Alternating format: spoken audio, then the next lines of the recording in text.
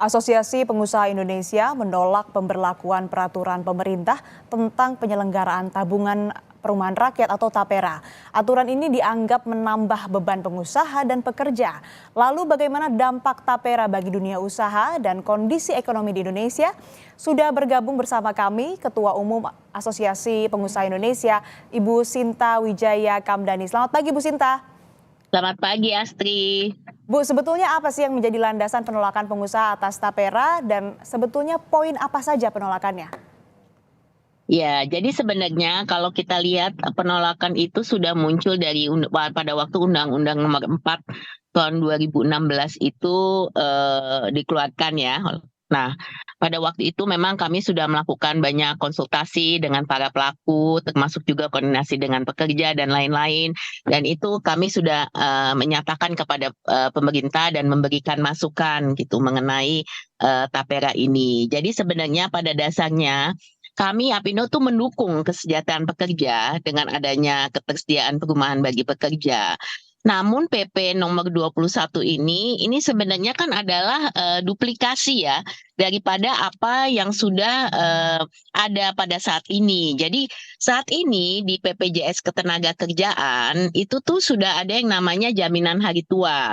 Dan jaminan hari tua itu ada program yang namanya MLT, yaitu manfaat layanan tambahan, di mana MLT itu dapat dipakai untuk rumah ya. Jadi kalau kita lihat dari itu maksimal 30% ya. Jadi kalau sekarang ini kan nilai JHT itu sekitar 460 triliun. Itu 30%-nya atau 138 triliun ini bisa dipergunakan, dan ini sebenarnya sudah jalan programnya. Ini selama ini sudah jalan, dan kita juga membantu BPJS Ketenagakerjaan ya dengan himpunan bank milik negara, kemudian juga dengan perbankan dan lain-lain, bank daerah. Nah ini khusus untuk pekerja ini, mereka itu bisa mendapatkan fasilitas rumah pinjaman. Jadi pinjaman KPR itu sampai maksimal bisa 500 juta, pinjaman uang muka perumahan sampai dengan 150 juta, ada pinjaman renovasi, dan lain-lain gitu. Jadi sebenarnya itu sudah ada gitu. Jadi kami tidak mengerti kenapa nggak kita optimalkan aja apa yang sudah ada. Kenapa kita harus buat program baru yang untuk duplikasi gitu. Makanya kami usulkan nggak apa-apa kalau pemerintah mau tetap menjalankan, monggo, tapi ya udah untuk ASN dan TNI Polri aja gitu. Tapi swasta jangan harus dipaksakan untuk mengikuti gitu, karena buat pekerja juga ini kan sangat berat ya kalau dengan kondisi seperti ini terus kemudian harus menambah lagi iuran untuk TAPERA, di mana memang ini tabungan ya, jadi kita nggak bilang bahwa itu uang hilang, nggak, tabungan. Tapi kapan bisa menikmati gitu kan? Ini kan ada orang yang pekerja udah punya juga fasilitas rumah dan lain. Ya ini makanya kami nggak mengatakan kita maksimalkan dengan apa yang ada dulu deh gitu, nggak usah buat sesuatu yang baru lagi. Ya Bu, yang disoroti ini soal duplikasi begitu ya. Sebetulnya sudah ada iuran, tadi juga disinggung, ini bisa dari MLT yang mana ada 138 triliun, ini yang bisa untuk rumah begitu ya.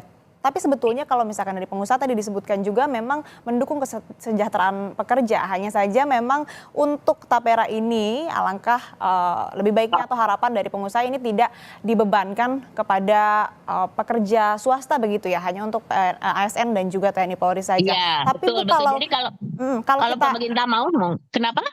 kalau kita mengacu pada pernyataan Presiden terpilih 2024, Prabowo Subianto yang kemarin bilang kalau ekonomi di tahun 2027 ini akan tumbuh 8%. Apakah pengusaha juga punya hitungan yang sama, Bu? Ya, jadi kami sudah melakukan projection juga ya, makanya kami ini step by step. Saya rasa sangat baik dan kami apresiasi kalau Pak Presiden terpilih ini punya satu optimisme untuk bisa mencapai pertumbuhan 8%. Memang ini situasi saat ini kan penuh dengan ketidakpastian. Kami tahun ini kami setuju dengan pemerintah bahwa memang pertumbuhan tahun ini mungkin sekitar 5% bisa tercapai gitu. Tapi memang di 2 tahun berikutnya ini tergantung juga ke banyak kondisi. Jadi tentu saja kami mendukung pemerintah yang mau mentargetkan pertumbuhan yang tinggi. Tapi ini tidak, kondisi ini kan nggak bisa hanya berupa target. Jadi maksudnya kita mesti lihat misalnya kondisi geopolitik seperti apa, ya kan? Apakah konflik ini akan terus menerus? Karena ini akan ada impact juga kepada Indonesia gitu kan. Kemudian di Indonesia sendiri apa yang akan dilakukan pemerintah baru gitu kan, untuk juga terus melakukan reformasi struktural, kemudian juga untuk baiki iklim usaha dan lain-lain gitu. Karena sekarang kan cost of doing business juga sangat tinggi gitu. Nah, ini harus juga banyak perbaikan. Jadi kami sebenarnya tugas kami adalah bagaimana kami bisa mendukung pemerintah, bersama-sama pemerintah memberikan masukan perbaikan-perbaikan apa yang masih bisa dilakukan supaya nanti pertumbuhan tinggi itu bisa tercapai. Katakanlah Bu, kalau kondisi perekonomian di Indonesia ini membaik, perusahaan juga cukup kuat nggak untuk mendapatkan beban tambahan? Jadi begini, saat ini yang kita fokuskan ini cost of doing business ini kan sangat tinggi, ya kan? Nah, ini yang kita coba untuk perbaiki. Jadi kita mesti melihat gimana perbaikan ini dilakukan dulu untuk bisa kita memperbaiki situasi yang saat ini dialami. Dan ini termasuk kita mesti lihat selalu kan supply demand, ya kan? Jadi demand-nya itu seperti apa, ya kan? Tapi supply-nya juga, nah dari supply ini kan termasuk biaya ya, biaya-biaya semua. Nah ini juga harus menjadi perhitungan. Jadi maksud kami pada dasarnya kita mesti melihat situasi yang ada dulu, kemudian kita mencoba untuk melakukan hal-hal apa nih yang bisa diperbaiki dan apa yang bisa dilakukan pemerintah akan datang untuk bisa mendukung ya supaya kondisi ini kita mempersiapkan diri lah gitu loh, supaya nantinya kita bisa lebih resiliensi untuk kondisi di luar yang terus mungkin bergulir gitu. Kita nggak bisa ada kepastian apa yang akan terjadi. Nah, ini kan ada pungutan 0,5% bagi perusahaan untuk karyawan. Nah, berapa persen profitabilitas perusahaan yang tergerus dari 0,5% tadi yang harus dibayarkan? Saya sekarang mau share ya mengenai berapa sih sebenarnya biaya yang sudah dikeluarkan perusahaan untuk jaminan-jaminan sosial. Jadi sebenarnya kan program jaminan sosial pemerintah ini kan beban pungutan itu yang ditanggung kami itu pekerja itu sebesar 18,24 sampai 19,74%. Nah, dari penghasilan pekerja. Nah, itu rinciannya tentu saja ada jaminan sosial ketenaga kerjaan, ya jam sosek ya, kemudian ada JHT, ada jaminan kecelakaan kerja, ada pensiun, ada jaminan sosial kesehatan, dan lain-lain deh banyak. Jadi jumlah itu saja saat ini kan sudah cukup signifikan gitu. Jadi kami melihat on top of that sebenarnya fasilitas perumahan itu sudah ada di dalamnya gitu. Jadi makanya kenapa kami pada saat ini tidak mendukung adanya tambahan iuran baru. Itu sebenarnya yang jadi isu. Ibu, ini penegasan saja Bu. Jadi ini kebijakannya relevan nggak untuk pengusaha dan juga untuk pekerja swasta? Kebijakan apa? Kebijakan terkait dengan tapera ini, potongan. Yang baru ini. Betul.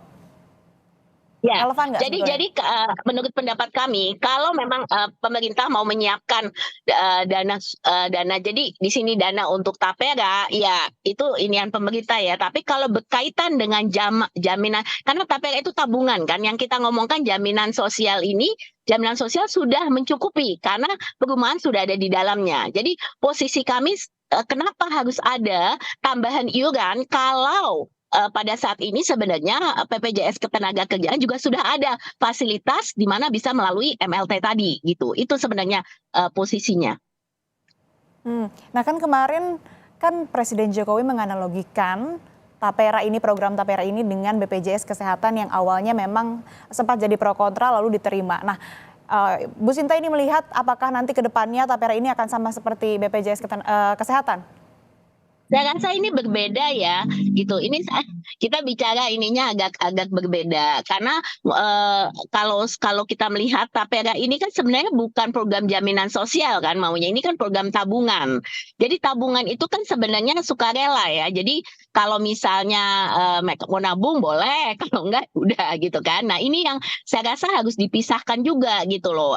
Apa positioning daripada apa sebenarnya Tapera ini gitu. Jadi mungkin perlu klarifikasi yang lebih jelas juga dari pemerintah, tapi yang pasti kami melihat ini kita mendukung karena perumahan layak itu memang bagus gitu, tapi sudah ada, itu aja. Jadi kami mau menyatakan kenapa harus ada lagi kalau memang sudah ada dari program yang sudah jaminan sosial yang sudah disiapkan pemerintah saat ini.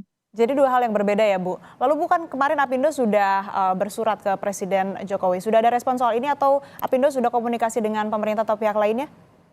Iya, jadi sebenarnya kami selama ini kan ini bukan, jadi dari sebelumnya sudah banyak sekali, ini sudah beberapa tahun ya kami mengkomunikasikan, memberikan masukan dan lain-lain. Tentu saja yang terakhir ini kami agak ya kaget juga ya mendadak keluar juga itu PP 21 ini. Tapi ya kami akan terus berupaya untuk bahwa semoga ya masukan-masukan tidak hanya dari kami ya, tapi dari semua termasuk dari masyarakat, pekerja dan lain-lain ini bisa diterima pemerintah. Jadi harapan kami sekali lagi adalah udah kalau memang pemerintah mau tetap menerapkan silahkan untuk TNI, Polri, ASN silakan, tapi untuk swasta sebaiknya ini dibuat sukarela aja gitu. Jadi ini tidak menjadi suatu hal yang mandatori untuk diikuti oleh swasta. Iya Bu, kalau bisa saya rangkum tadi harapannya dari Apindo ini untuk program Tapera ini sifatnya untuk karyawan swasta dan juga pengusaha ini bersifat sukarela saja, bukan diwajibkan seperti untuk ASN dan juga TNI Polri. Dan juga tadi yang disebutkan memang Tapera dengan BPJS Kesehatan ini dua hal yang berbeda dan tidak bisa disamakan begitu ya Bu. Harapannya semoga segera ada respon dari pemerintah terkait dengan hal ini, khususnya juga kepastian untuk para pekerja swasta dan juga pengusaha. Terima kasih Ibu Sinta Kamdani, Ketua Umum Apindo telah bergabung bersama kami di Kompas Bisnis. Sehat selalu Bu.